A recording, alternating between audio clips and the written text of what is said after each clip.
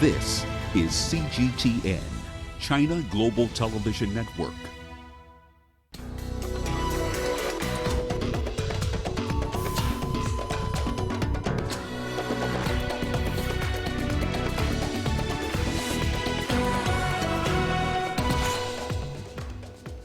Libyan delegations hold security and military talks in Egypt.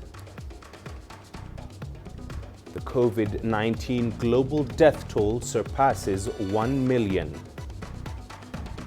And countries in Africa struggle to set anti-epidemic rules as schools reopen.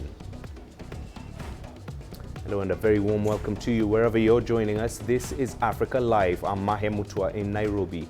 Also coming up, Nigerian trade unions halt planned strike over fuel subsidies following talks with the government. And in sports, we tell you about the granny weightlifter inspiring her daughter and granddaughter to take up the discipline. Let's begin in Egypt, where military and police teams from eastern and western Libya are holding security talks backed by the United Nations support mission in Libya. The UN mission has thanked the Egyptian government for supporting the talks and hosting the delegates. The organization says it expects that the outcome of these face-to-face meetings will be factored in during the formation of a joint military commission.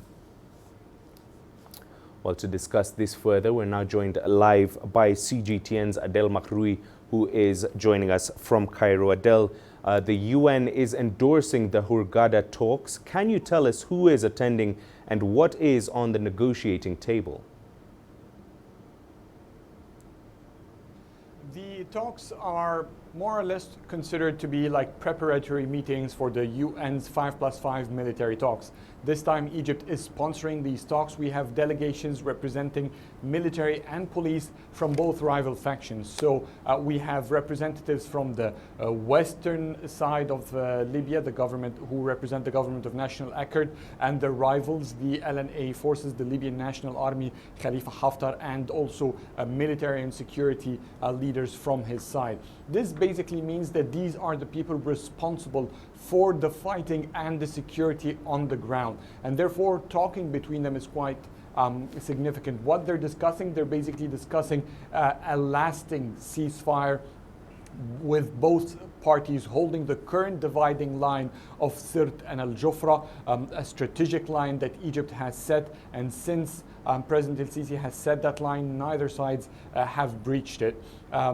This is basically what they will be discussing, how to maintain that ceasefire and also how to maintain security and unify both the military and police powers all over Libya so that they can have a body, a security body that has monopoly rights to hold arms and disarm the rest of the militias. And this security body, military or police, should be representing the entire Libyan government and therefore the entire Libyan people, and therefore must be trusted by everyone. That's the key goal for these talks. Right, Adel. Now, how exactly does this round of talks fit in with the UN-led talks, which are expected in October? So the UN is mainly the main sponsor for the 5+5 military talks that has been discussing all the military and conflict concerns on the ground. Two other tracks, the economic talks and the political talks, are also sponsored by the UN. But this one specifically will be infused or will be included and mainstreamed in the talks that is led by the United Nations. And therefore, this is considered quite crucial for the success of the upcoming talks in October. This will be basically an indicator of how Libyans are willing or the possibility for them to agree on a common agenda, specifically when it comes to territorial divisions, maintaining security and distributing key roles like the military and the police or the interior ministry among them. So all of these are quite essential factors that with their success, that they can guarantee the success of the anticipated talks led by the United Nations next month in Geneva. Any trouble, any differences or accusations will be quite alarming, but at least there will be time for the United Nations, international parties to intervene and try to make ends meet, make both parties reach common grounds before the big talks that are scheduled next October. All right, Adel, thank you very much for that. CGTN's Adel Mahroui speaking to us live there from Cairo. On to the latest on the global coronavirus pandemic, and the death toll has now surpassed 1 million. Deaths in the United States, Brazil and India make up nearly half of the total. More than 33 million people worldwide have been infected. The US remains the worst hit country with over 7.1 million cases and over 200,000 deaths. India has seen an explosive rate of infections, recording the highest jumps in the world in recent weeks. On Monday, the World Health Organization said it wants to make 120 million rapid tests available to low and middle income countries. A substantial proportion of these rapid tests, 120 million, will be made available to low and middle income countries. These tests provide reliable results in approximately 15 to 30 minutes, rather than hours or days at a lower price with less sophisticated equipment. This is a vital addition to their testing capacity and especially important in areas of high transmission. Let's go to Kenya now, where a dusk to dawn curfew has been extended for 2 months but reduced to 5 hours a day after a drop in COVID-19 infections. President Uhuru Kenyatta announced a further easing of restrictions, including the reopening of bars. It may not have been a complete end to lockdown restrictions imposed by the government nearly 6 months ago, but for many Kenyans, the further easing of strict measures by President Uhuru Kenyatta point to the reopening of society and the economy. There's been mounting pressure to kickstart the country's ailing economy after months of restrictions have devastated key industries, with close to 2 million Kenyans out of work. The nationwide curfew enforced throughout the territory of the Republic of Kenya is extended for a further 60 days. The nationwide dusk to dawn curfew will run from 11 o'clock at night to 4 o'clock in the morning. From Tuesday, bars will be allowed to reopen and sell alcohol, while closing times for restaurants have been extended to 10 p.m. Sitting capacity in churches and mosques has been increased by 1/3, while the number of people attending weddings and funerals has been revised upwards from 100 to 200. The president also urged politicians to follow social distancing guidelines. We thank Kenyans, but it is we, the political class especially, that is leading the charge in defying laid down protocol. President Kenyatta says the decision to phase out some of the measures are as a result of the falling COVID-19 infection rates. Experts have, however, warned not enough testing is being done. Meanwhile, the president says schools may have to wait a while longer, possibly to 2021, until the government can guarantee the safety of children. President Kenyatta also extended tax incentives announced earlier this year to 2021 to encourage economic growth. Earlier, he hosted a key conference aimed at charting a responsible path in regards to living with COVID-19. Wabat Nagila, CGTN, Nairobi, Kenya. We cross the border to Uganda, where many private schools may not reopen when classes resume on the 15th of October due to financial distress caused by the COVID-19 pandemic. The National Planning Authority estimates close to 4,000 schools are at risk of closure, affecting thousands of learners. Isabel Nakiria now reports. Richard Buyondo has walked a rough journey since school closed in March. His Elbaris group of schools was forced to send away all the teachers because he couldn't afford to pay their salaries. Buyondo was also finding it hard to continue paying for the teachers' accommodation. He's now turned some classrooms into teachers' quarters. We could not continue renting outside the community. So we decided, since we have empty spaces in the school, let them come and get accommodated in the school. As we wait, once we start again, then we shall re-rent them outside. So we are saving the pressure from the landlords because there's no income coming in. A number of schools in Uganda have been redesigned for use as guest houses or rental houses to try and earn some money from them. Some have had to sell off their properties. About 1.2 million learners are expected to report back to school on 15th October, but there is uncertainty on whether all of them will be back. Apart from some schools having to shut down, several people have lost jobs and they will not be able to afford paying school fees. Uganda is reopening schools for final year students only as part of lifting COVID-19 restrictions. School owners like Buyondo are worried they may not be able to run their schools efficiently when they eventually reopen due to the huge loans they are servicing. We also have loans that we need to take care of, that, we plan like this year, we'll take this amount of money, do this amount of development, then pay over a year, which means all those loans have not been able to be, we've not paid them, we've not met our obligations. And then the banks, they have not been very helpful. The government has announced it will support private schools with a grant of about $5.4 million, but this money has not yet been released. Some teachers have now started saving and cooperative schemes to raise money. We want to use this circle to see that we build a financial arm where we do save little money we get onto our income and we create reserve so that in future when we have another pandemic or another problem, we're able to sustain our schools longer than the situation we have been in. School owners say having only final year students in school won't help sort their financial difficulties. Buyondo is still holding on to his Elbury schools, but he's urging the government to consider allowing the lower classes to start school again. Isabel Nakiria, CGTN Kampala, Uganda.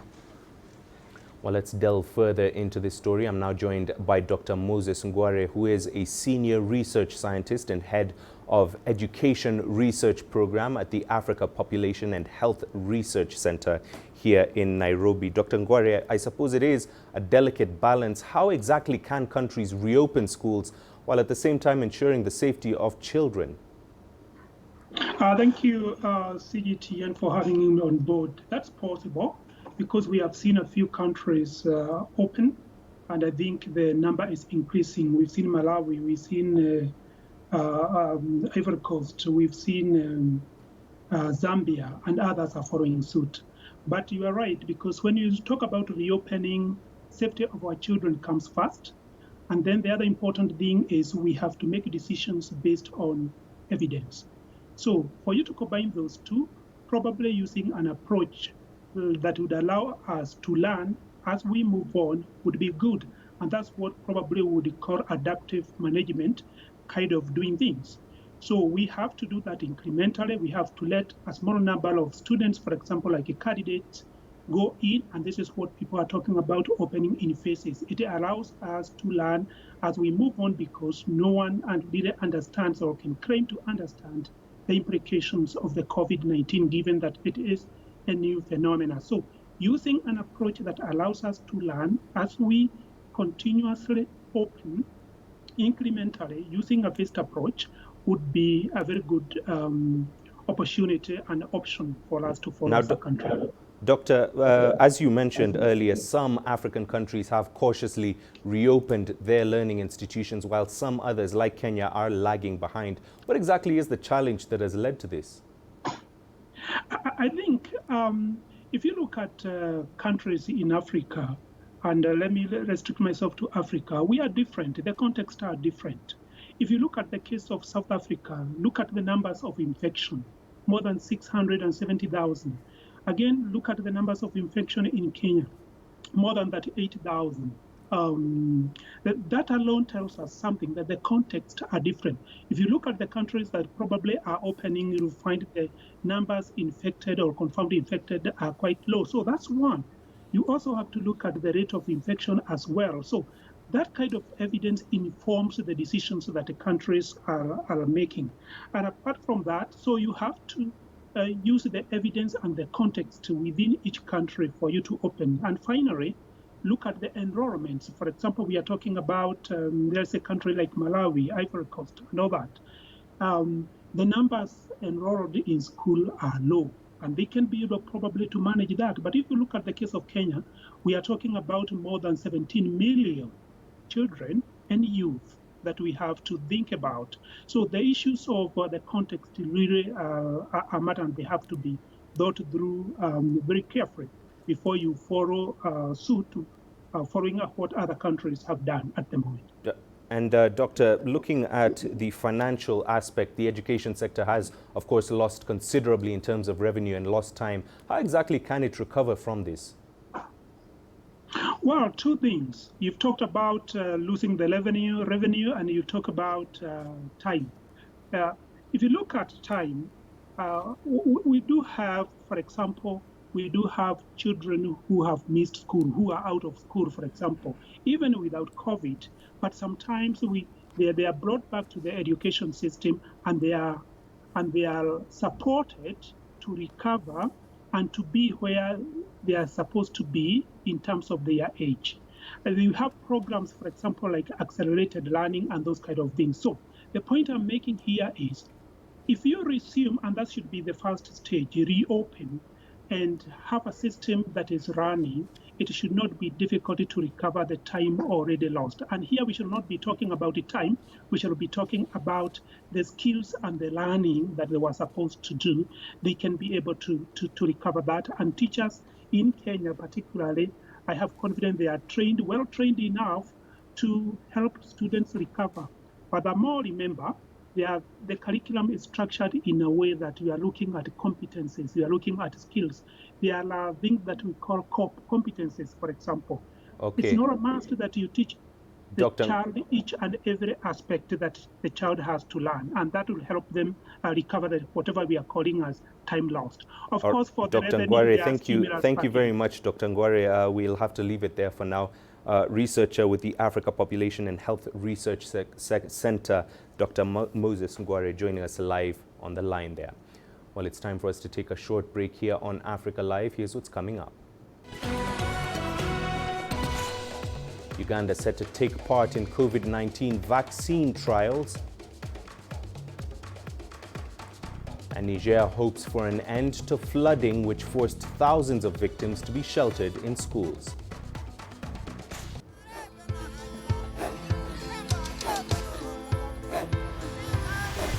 Africa is a continent of diversity, with varied climates and enchanting geography, and a people so distinct, but with a shared enduring spirit. We are at the heart of the continent to bring you the untold stories. Let's have a look. We celebrate Africa as it shapes its own destiny. Tunis, Cairo, Juba, Johannesburg, Ethiopia, Tanzania. Africa Live. Find your voice. I try to not let it affect me, but there are days when it does. I'm a human being, and to see patients in a hospital bed and their family members are not there, there's no one there to hold their hand, that human touch, you know?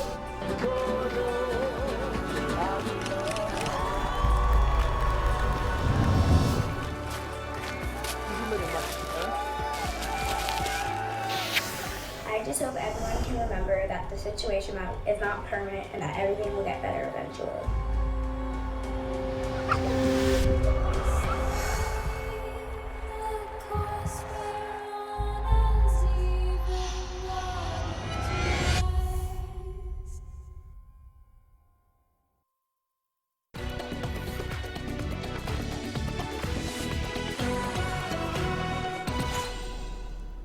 Welcome back. You're watching Africa Live. Now, humanitarian agencies operating in Sudan are appealing for more funds to help displaced people. This comes as the North African nation struggles to deal with the devastation caused by the floods in many regions. According to the UNHCR and other independent aid organizations, refugees and internally displaced persons have been badly affected. Conflict in some of the affected regions has worsened the situation. The most affected states are West, South, and North Kordofan, Sennar, Darfur, East Sudan, and Khartoum. UNHCR has been distributing non-food items for affected persons. The UN agency says it has received just 38% of the more than $274 million that it needs for its operations in Sudan. That's as of September. Meanwhile, in Niger, flooding caused by heavy rains has forced more than 200,000 people from their homes. The country's western region has been hardest hit as torrential rain caused by the Niger River to overflow. Most of those affected by the floods have been accommodated in schools while waiting to be resettled by the government. This has forced Niger to postpone the start of the new school year, which was scheduled for the 1st of October. CGTN's Tuli Shabalala has more. Students in Niger were set to return back to school next month, but their classrooms are occupied by flood victims and need to be freed up. C'est l'un des problèmes les plus épineux. Nous avons visité le site. One of the thorniest problems in the rehousing of flood victims. The government is working to find an urgent solution. I have been sent by the Prime Minister to ensure the availability of site that will have to accommodate the disaster victims because the government will soon make firm decisions to deal with this problem. The parcelle, le problème du site ne se pose pas en tant que tel. Authorities have so far found only 2 sites to accommodate those displaced by the floods. The first one is the Gamo camp. It is supplied with drinking water and electricity, but is too small to accommodate the thousands left homeless. According to the head of state's instructions, we have to find secure sites to relocate people quickly. This will allow them to leave areas that are easily flooded, but also to free the schools in which they are currently housed. And we have already identified an area that can accommodate them. It's an area that has been developed for a very long time, but unfortunately, this site has not been urbanized because of water problems. The second site, which is much larger, has no water or electricity. In order for people to be relocated to this site, we need to make arrangements for water supply. This is the only major handicap at the moment. Water is very important. The water towers that we currently have cannot supply the site with the drinking water, so we are seeking the support of local and international partners to solve this urgent problem. Arrangements are being made for the site to have essential services so that it is habitable. Authorities hope an effective solution will be found in the next 3 weeks, so the academic year can resume. Tuli Shabalala, CGTN. Uganda is set to take part in coronavirus vaccine trials in November. The vaccine uses self-replicating RNA technology and is already being trialed in the UK. Leon Senyange has more. The vaccine has been developed by the Imperial London College in the United Kingdom. Uganda's Virus Research Institute will conduct part of the clinical trials for the vaccine, which will take place in 3 stages before it is recommended for general public use. Health officials say the first trials in Uganda will be conducted this November on 10 volunteers. If successful, more trials will be done on about 200 people. The final stage of the random clinical trials is expected to take place in June next year and will be conducted on at least 3,000 people. Health officials say the trial will focus on the safety of the vaccine and how the human body responds to it. We are yet to conclude the collaboration with the major universities in other countries that currently have vaccines that they are running. Many of them are in phase 1 or phase 2. It will depend on where we make headway so that we can begin our trials here in Uganda. Now, despite support from international partners in the vaccine project, funding still remains the major challenge. Ugandan researchers are also developing a COVID-19 rapid test kit. Scientists are optimistic this will offer cheaper solutions to dealing with the pandemic. At the start of this week, Uganda had recorded 7,530 COVID-19 cases and 73 deaths. Leon Senyange, CGTN, Kampala, Uganda. Health authorities in Tunisia have been advising vulnerable groups to get a flu shot this year. Experts warn it is possible to contract both the seasonal flu and the coronavirus. Tunisia has seen a sharp spike in COVID-19 cases in recent weeks. Adnan Shawashi has more from Tunis. The Director General of the Pasteur Institute in Tunis declared that social groups most prone to contracting COVID-19, as well as the seasonal flu, are older people, patients with chronic diseases, as well as pregnant women. The impact of the seasonal flu should not be neglected or ignored. We are at the beginning of the flu season in autumn and winter, while we're witnessing the spread of the coronavirus. The symptoms can look the same, but the two illnesses are caused by different viruses. Dr. Hashmi Louzir added that 310,000 doses of vaccine against the seasonal flu will be available in hospitals, private pharmacies and clinics on the 1st of October. The flu vaccine is necessary. It does not cure or protect from COVID-19, but limits it. The two viruses are different in terms of immunity. The seasonal flu vaccine will help healthcare units determine the nature of the virus. Otherwise, if the most vulnerable people do not opt for the flu vaccine, confusion will reign as hospitals are already overwhelmed. Tunisia's COVID-19 task force reported 50 infection cases per 100,000 inhabitants. The number of cases requiring hospitalization has also increased. In this period, if we seek to reduce the pace of the spread of the virus, we do not have any choice except the implementation of the preventive measures. This is a shared responsibility. We are all responsible for the protection of those most vulnerable.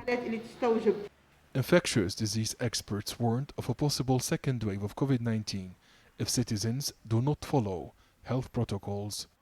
According to the COVID-19 task force, the sharp rise in recent days in the number of deaths, infections, hospitalizations and calls to the emergency units is alarming and very dangerous. Experts say the risk of infection will increase over the next few days, which will be characterized by falling temperatures and cold. Adnan Shawashi, CGTN, Tunis. Chinese president's book titled Xi Jinping, The Governance of China has been receiving praise in South Africa. The book draws from the Chinese president's vast experience in guiding China in the new era and anchors the country's success on poverty eradication and inclusivity. In a book review seminar organized in Cape Town, one of the local political leaders said Africa needs to emulate China's approach in its development agenda. The Democratic Independent Party President Anwar Adams also urged African governments to put the interest of their people first. With the launch of his book, the President's book basically takes us on a different wave of success, of change. And poverty is the first point you always start when you want to build your country. You cannot leave people that's below the breadline, leave them out of the equation. And this is what I find so relevant and so amazing about the book. It has brought poverty as a focus to address. Because the more people you develop and you bring growth to them, your country develops. Because it's people that develops your industry, your economy. And here's what's coming up in the business here on Africa Live.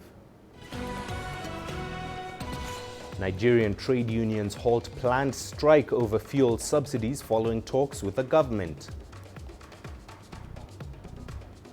And Ghanaians divided over whether to license commercial motorbike taxis.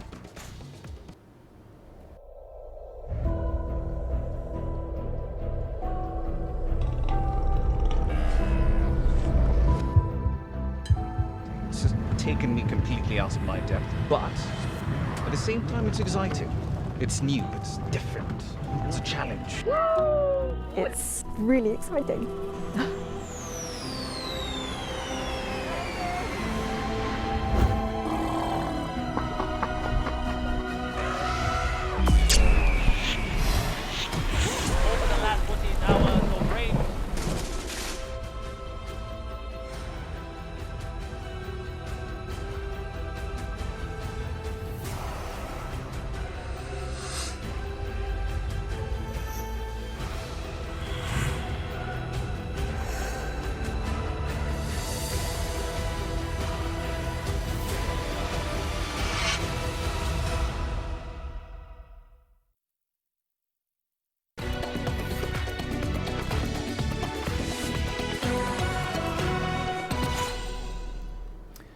Let's kick off the business in Nigeria, where a planned strike over fuel and power price rises in the country was called off hours before businesses were due to grind to a halt earlier on Monday. Nigerian labor unions and the government agreed on an initial reversal of the hikes. Labor and Employment Minister Festus Keyamo says the deregulation of petrol pump prices would remain in place, but the government would roll out a financial support package for workers. The country cut costly subsidies in September to allow the petrol price to be determined by the market and increased the electricity tariff. President Muhammadu Buhari said Nigeria could no longer afford the subsidies. A joint committee comprising of government officials and labor union members will, over a 2-week period, examine the justification for the electricity tariff policy. Staying in the country, the government has approved the formation of a new anti-corruption agency which will help with the management of recovered assets from outside the country. And as CGTN's Enoxikolia reports, the decision has drawn mixed reactions throughout Nigeria. Nigeria's new anti-corruption agency will be known as the Proceeds of Crime Recovery and Management Agency. It will have the responsibility of proper management of all assets seized in Nigeria or returned from abroad. According to the government, recovered assets are currently scattered across different agencies without proper control. Nigerians, however, see this move as yet another waste of resources. As for me, I don't think it's too relevant in this particular season. That's not what we need now. What Nigerians need is our government to be productive. I see no reason why we have ICPC, we have EFCC, then creating another agency that will still carry out the same function just like EFCC or ICPC. To me, such money should be channeled into a different sector of the economy. Nigeria has so far recovered over $300 million of stolen funds this year alone. Nigerians want to see how these recovered assets would be used for the benefit of Nigerians and will not be reluted. Nigerians want to see how they can have access to this information of recovered loads. Nigerians want to see visible, usage, utilization of this recovered asset. If Nigerian government can demonstrate in a very clear terms this greater accountability and transparency in the recovered asset, then Nigerians will appreciate what government is doing. The Proceeds of Crime Recovery and Management Agency will handle all proceeds from crime and corruption in the country. The Federal Executive Council has already approved the transmission of a bill to the National Assembly. The bill will undergo further deliberations and approval before its establishment. Enoxikolia, CGTN. In Ghana, the debate on whether to legalize commercial motorbike transport or not rages on as the country prepares for the polls in December. While motorbike taxis offer employment to many young people in the country, there are safety concerns about them. CGTN's Nabil Ahmed Rufai reports from Accra. A normal working day for Kwame Yeboah as he waits for passengers. It's illegal to use motorbikes for commercial transport in Ghana, but Kwame has found ways of beating the system. He has been in this job for 6 years. Due to how the police catch us, at the same time, because we read traffic light, we can't stop. Because the policeman is there. If you stop, he'll catch you. So you try to rush into the traffic and cause accident. Commercial motorbike transport, popularly called Okada, derived its name from Nigeria, where it is the most common form of public transport in cities with heavy traffic. But in February, the Nigerian government banned its use in its first capital city, Lagos, due to safety concerns. In Ghana, opinions are divided on whether or not to legalize commercial motorbike transport. This Okada thing is just a nuisance on our roads. They are a serious threat to our road users. For me, I'm speaking for myself. I'm not speaking for the whole nation or for anybody else. For me, I think that's the last thing we deserve as a country. Legalization of Okada. I don't support it and would never support it. I want the motorbike taxis to be legalized because it helps with easy movement in town. Okada employs hundreds of young people in Ghana. Riders carry people to places where buses find it difficult to access. But last year, more than 4,600 road crashes involved motorbikes and caused more than 700 deaths. The motorbikes are not just a cheaper means of transportation. They also help many people beat heavy traffic on the city's roads. The Okada is also dominating political discussions as the country prepares for general elections. The largest opposition party, the National Democratic Congress, is campaigning to legalize Okada when it wins power, while the governing New Patriotic Party, on the other hand, says it will not. But safety experts want commercial motorbike transport to be legalized in Ghana despite the risks it poses to motorists. It's a necessary form of transportation for a class of or a section of the population. That's one. And then two, we can make it safer. Kwame Yeboah agrees. He says his decision on whom to vote for during the elections in December will be influenced by which party will legalize commercial motorbike transport in Ghana. Nabil Ahmed Rufai, CGTN, Accra, Ghana. Egypt is launching a new campaign for eco-tourism dubbed Eco Egypt. The program aims to develop natural habitats in the country to expand revenue from tourism. The project also works on empowering the local communities like the Bedouins. Here is Adel Mahroui with the details. Right next to Egypt's famous Sharm el-Sheikh resort city lies Ras Mohammed. It's the oldest natural preservatory and the only national park in Egypt. The International Union for Conservation of Nature added this place on its green list for effective management of marine ecosystem. Only 65 locations are on that global list. Due to this unique characteristic of the place, Egypt chose Ras Mohammed to launch its new Eco Egypt project. We have 30 natural preserves in Egypt, but only 13 of them are part of Eco Egypt. These are the sites next to tourist destinations. The purpose is to enrich the environmental tourism industry in Egypt and also to develop these preserves and empower the local communities who are protecting these areas. Eco Egypt aims to campaign for biological rich sites instead of relying mostly on recreational and culture tourism. The campaign will also shed the light on local communities. The domestic culture is one of the main pivots supporting ecotourism. Tribes have a rich culture to pass on to the visitors.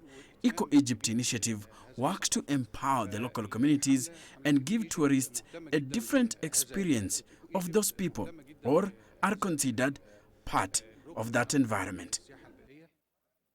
Empowering the locals, like Bedouins, include giving them exclusive tourism concessions at some preserves. They offer camping experience next to the beach, which includes their additional food and culture. This renewed consciousness that our government has in valorizing our natural heritage, in valorizing our cultural heritage, and linking them into an enterprise for sustainable development is something that is really very important. We need to understand that the environment, our natural assets, and our cultural heritage are sources for an improved livelihood. This has not sunk in yet in the minds of consumers, but it will come. It is beginning to become mainstream. Each natural preserve will include a museum like this one to create awareness about the creatures living here and the dangers they face. Experts are currently studying the maximum number of visitors for each of the 13 sites to avoid interrupting their delicate ecosystems. One of the concepts of Eco Egypt is to merge the information gained from museums like this one into a live entertaining experience where visitors can have a swim in the Red Sea and see for themselves these creatures alive. Adel Mahroui, CGTN, Sharm el-Sheikh, Egypt. On to Somalia now, where the tourism sector is experiencing progressive growth following the return of relative peace and calm to the country after decades of violence. Cities situated along the Indian Ocean have registered booming small-scale business during weekends as residents flock to enjoy leisure activities with their families. Tourism operators are also offering transport to the remote, untapped sandy beaches on the outskirts of the cities. According to the Tourism Ministry, the government is considering the revival of popular beach hotels such as Uruba and Juba that were destroyed in the conflict. To the U.S., and a federal judge has questioned the government's evidence in a ruling that temporarily blocks a Trump administration ban on TikTok. In an opinion released on Monday, District Judge Carl Nichols said there was no substantial evidence of the threat posed by the social media app. The judge put the ban on hold just a few hours before it was set to take effect on Sunday. TikTok's Chinese parent company ByteDance has filed a request for a preliminary injunction against the ban. The decision means TikTok can now operate without interruption until at least a full court hearing. A Chinese Foreign Ministry spokesperson has slammed the United States for targeting the app. China has always opposed the hegemonic behavior of the United States in generalizing the concept of national security, abusing state power, and unreasonably suppressing enterprises of other countries. We hope the U.S. side will earnestly respect the principles of market economy and fair competition, abide by the rules of international trade and economy, and provide an open, fair, and non-discriminatory business environment for foreign companies to invest and operate in the U.S. The EU says it's working hard to strike a favorable Brexit deal for both sides as COVID-19 continues to hit the global economy. A deadline for an agreement is just 2.5 weeks away and many key issues remain unresolved. Here is the European Commission President. We want an agreement. We're working hard and negotiating in this sense. We want an agreement, and I'm still convinced that an agreement is possible. And I call on the responsibility in these times because our economies on both sides of the channels are severely hit by the pandemic. And we should do everything possible to find an agreement that is manageable so that we do not increase the negative impact on our economies. Well, a spokesman for the British Prime Minister said many gaps remain in negotiations. He reiterated that Britain wants the standard free trade agreement and that position has not changed. The situation descended into chaos this month when London proposed draft laws that would undermine an earlier agreement. Negotiations have stumbled over many issues, with fisheries one of the main sticking points. Stay with us here on Africa Live. It's time for us to take a short break, but here's what's coming up. A popular wildlife reserve reopens in Niger after 2 months of closure. Join us in global business and see Africa through our eyes. The greatest journeys, the greatest sights,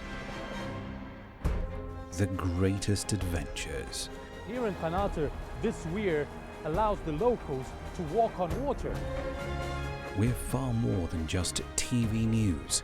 We're your passport to the wonders of Africa. To bring you stories of struggle, survival and hope.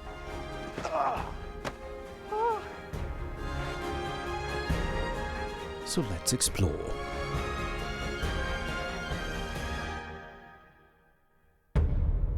CGTN. See the difference.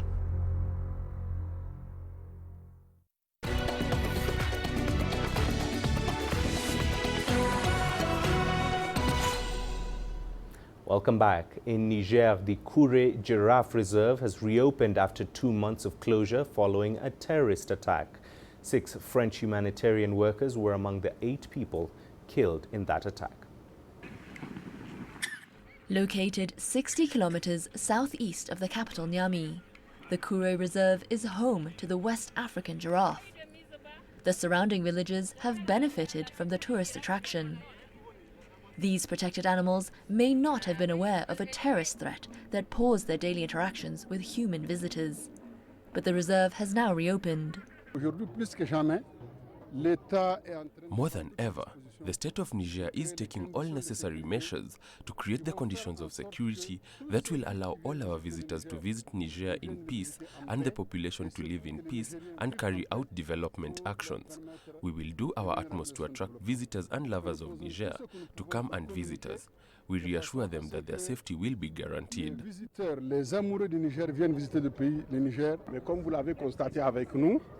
As you have seen with us, safety is guaranteed.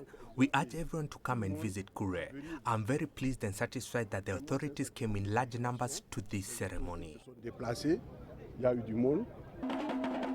During the reopening ceremony, Niger authorities committed to securing the habitat of more than 600 giraffes. Locals welcomed the revival of tourist activities at the reserve.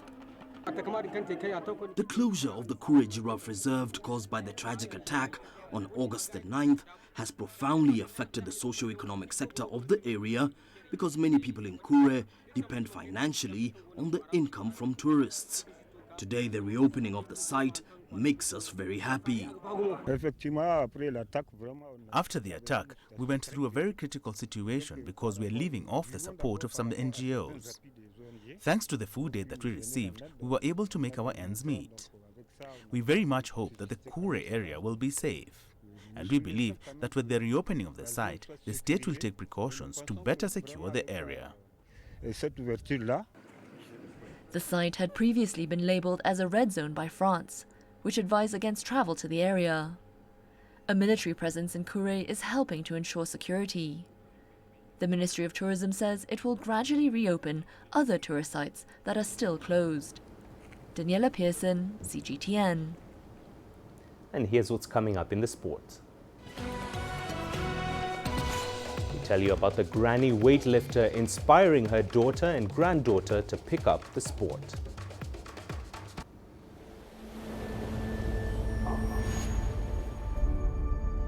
How would you create your legend? On the fields, on the tracks, in the arenas of Africa. Were you born to be a player? Could this moment be yours?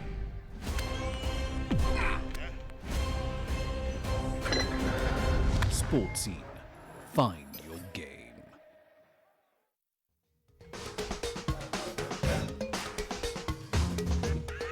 Africa Live. Find your voice.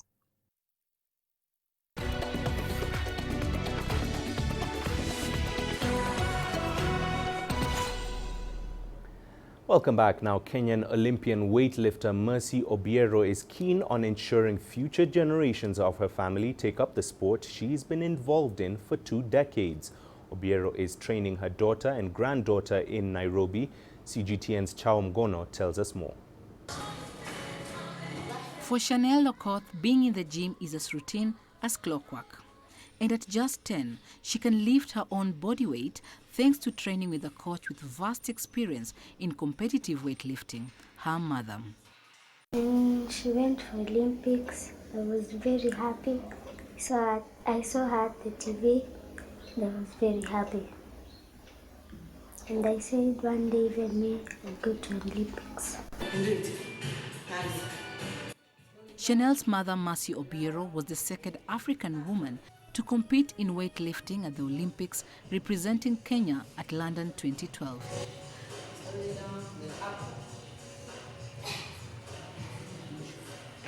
Now retired from professional competition, the 42-year-old works as a coach and has inspired her daughter and granddaughter to follow in her footsteps. At the moment, I'm doing weightlifting and I'm also a coach. So I started to train my younger daughter, Chanel. She's very interested. She always goes with me for training, for all the competition. She's like my assistant.